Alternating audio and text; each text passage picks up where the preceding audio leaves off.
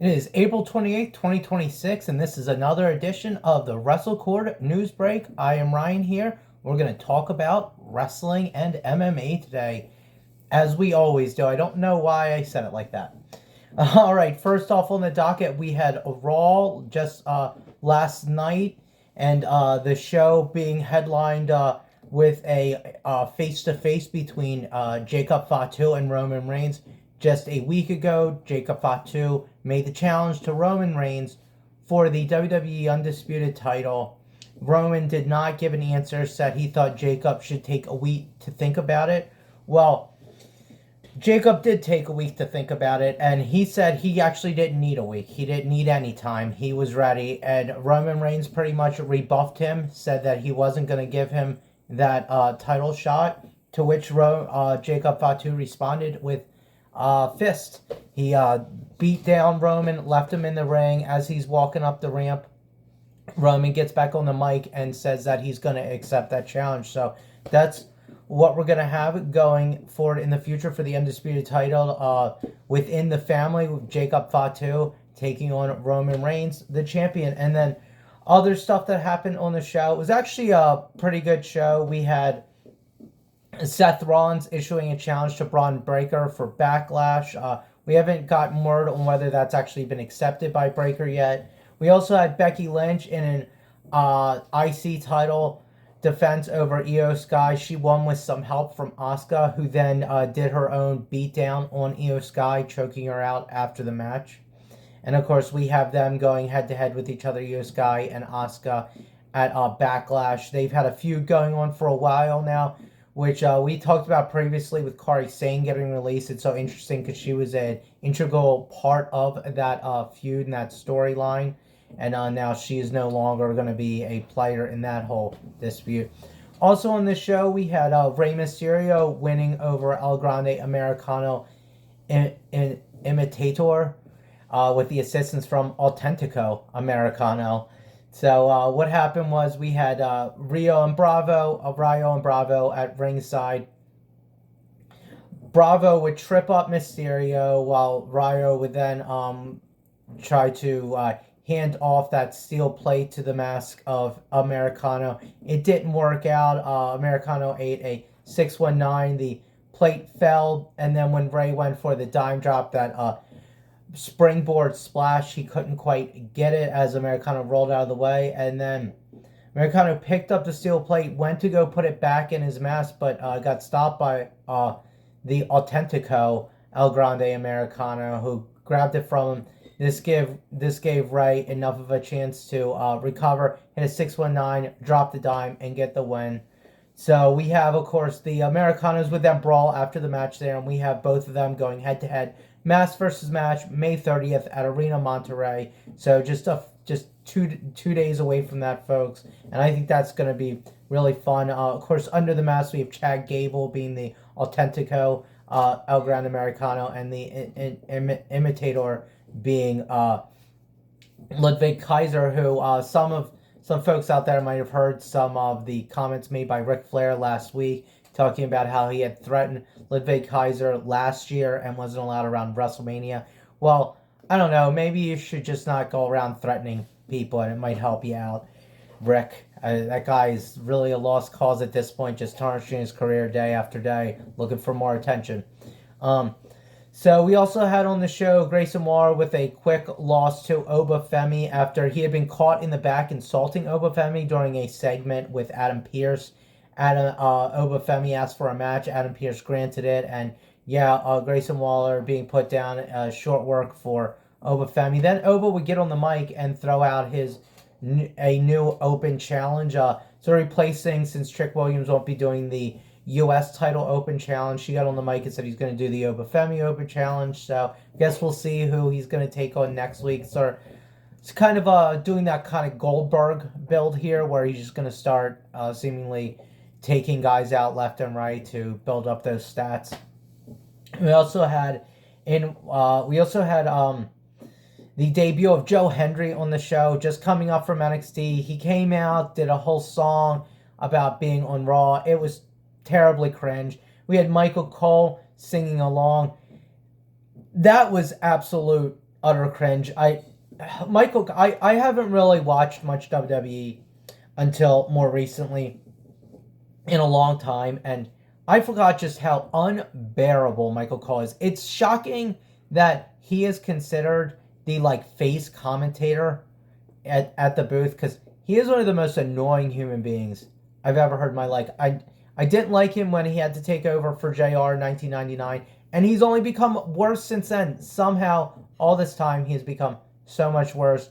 You got Corey Graves out there, usually spitting gold, and he's considered the heel counter to Michael Cole. I don't know, folks, but after the song, we had Logan Paul and Austin Theory of the Vision coming out, the tag champs, and they would they would get insulted by Joe Hendry and end up taking him out, and then they would actually get taken out, the sides getting even as the Street Profits came out and sort of wiped the ring clean of them before Joe Hendry did a leap over the top rope on to the Vision. So it looks like we're getting a feud going forward with the Vision, Street Profits, and Joe Hendry. I guess we'll see. And then what was basically the main event match of the show. As I said, the show closed with that Roman Reigns Jacob Fatu segment, but we had before that a very excellent tag team match. We had Elia Valkyria and Bayley taking on the Judgment Day's Roxanne Perez and Raquel Rodriguez. They came out with Liv. Liv did a little segment in the back talking to Roxanne, saying that Judgment Day is family, and asking Roxanne if she trusts her. And then we had, shockingly enough, Finn Balor show up, who just recently was kicked out of the Judgment Day, telling Roxanne she shouldn't trust Liv, she shouldn't trust the Judgment Day, and Roxanne quipping back that she's not sure she should trust Finn Balor.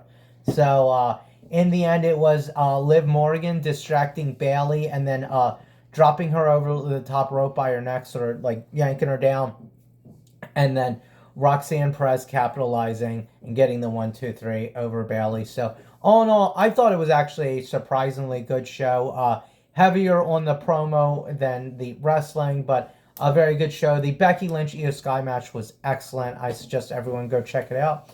But all right, moving on to some more of our news. We had it was just announced today that the NXT pay-per-views, PLEs, whatever you want to call them, going forward will be on the CW network, which also already hosts NXT on a weekly basis. This is going to start later this summer with Great American Bash.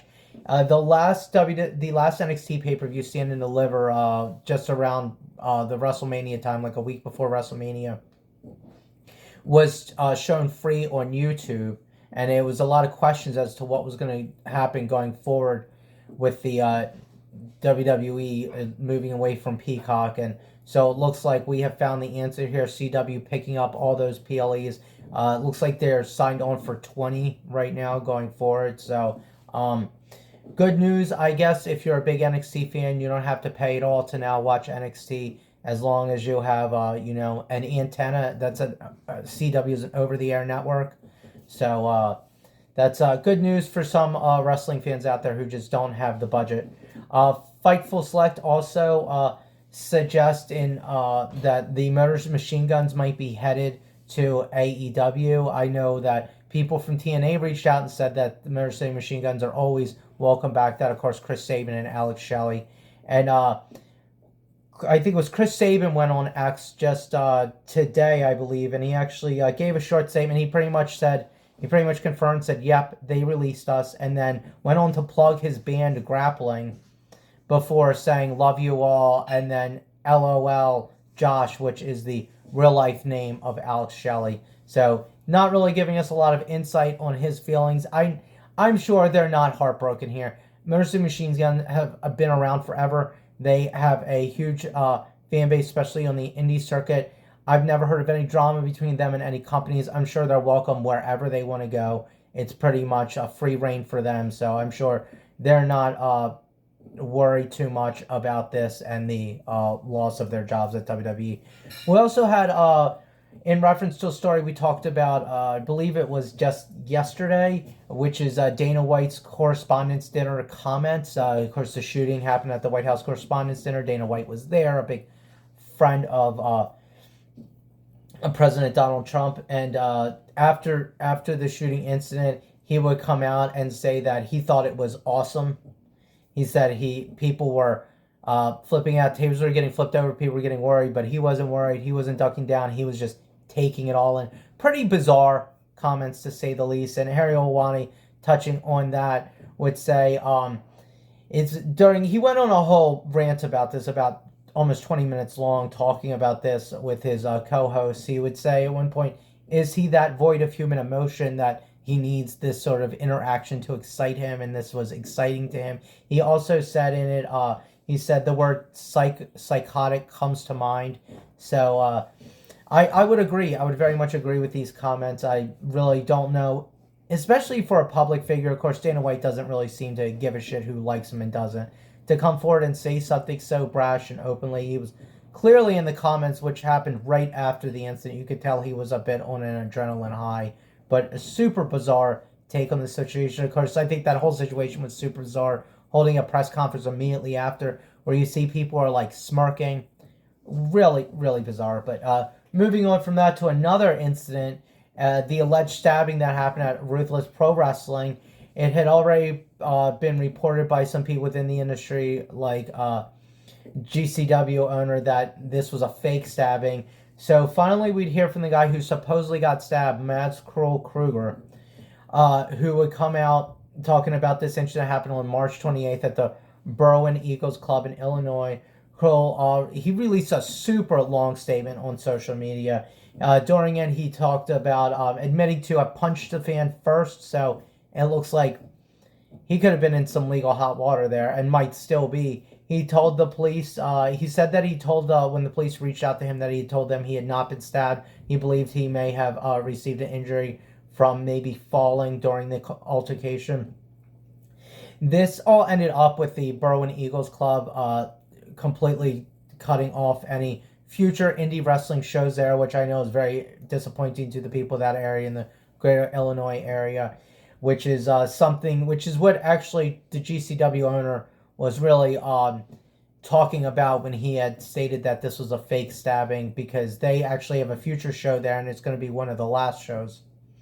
And him very upset, and a lot of people are with this situation. And Mads Kruger, while speaking about this, and I thought it was very interesting, because he says that he didn't think he was stabbed, and I just kept thinking, well, why did it take you so long to come out and say this? As like I said, this happened a month ago now. But in speaking about that, he would say, I regret not addressing this immediately and allowing misinformation and assumptions to circulate without clarification. I apologize for not negating the claim to the public. I pride myself in blurring the lines of reality, but I understand this was not one of those times. And I absolutely agree. So taking responsibility there, I mean, it still was a bad choice on his part, but he certainly seems remorseful and not likely to repeat that action in the future. He also spoke to the wrestling fans, which I thought was really important in this. And I have to say, you hear a lot of celebrity apologies, and I feel like a lot of them are devoid of taking blame, and I don't really see that in this one. And what he said in this lengthy statement that he released on social media was, to the wrestlers, fans, and promotions that have been affected by the aftermath of the situation and my bad decision, no words can change what has been done, but I do apologize. I spent more time over these last few weeks hurting emotionally because I hurt each and every one of you. I'm sorry. Majority of you don't know me, the person, only as what I portray as a character, but this incident is not a reflection of who I am. I care about professional wrestling more than I've shown through this situation. I will reflect that going forward. So, hopefully this has now brought this, the fake or not rumors to an end here. Mads Kruger himself, the guy who was allegedly stabbed, also known as Cruel, coming out and saying that he was in fact not stabbed, and he did in fact throw the first punch at this fan. And so I think GCW owner was right on the money there, and I think a lot of fans who have expressed upset over this incident were right with that. So hopefully maybe in the future Berwyn Eagle Club will think again and maybe welcome pro wrestling back to its venue. Now I wanted to talk real quick about AEW.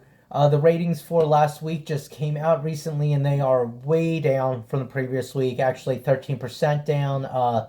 They were at 617,000 to the previous week's 710,000, which both are below the recent average of 715,000. So, and this was actually the lowest rated show since February, where there was a show that had 604,000. Now, these numbers don't include any streaming numbers. There's my AEW now. There's HBO Max. I know I was watching that show on Triller TV, which has completely now cut AEW from the fold. I'm super upset and heartbroken over that one, honestly. But there we are. I just really want to update the story that has been going around all week, which is about WWE firings. The last time we spoke about this in the news break on Saturday, I only had about 16 names that I could confirm had been fired. So I just want to go back and update that list for everyone around. So starting at the top here, we had Kari Zane. We had Aleister Black and his wife Zelina Vega. We had Motor City Machine Guns, Alex Shelley, Chris Sabin, Owl Fire, Zoe Starks, Apollo Crews, Santos Escobar, Andre Chase, which is another interesting one, is he's been used so often on NXT, and just like that, he is gone. No Chase U anymore, folks.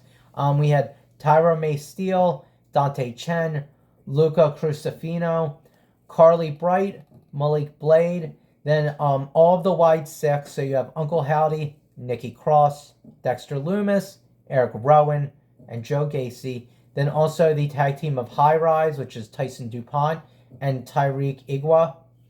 And then also three people from the LFG show, which is Chris Island, Serena Linton, and Trill London. So that is the full list that has been confirmed thus far of everyone that has been released from WWE. Quite a list there. And with that, it will bring us to the end of our news break for April 28th, 2026. I'm Ryan once again. Please, if you like this, check us out more on youtube.com/WrestleCord. You can also find us on RSS.com, Spotify, Apple Podcasts, and pretty much anywhere you get your podcast needs. And we will see you again tomorrow.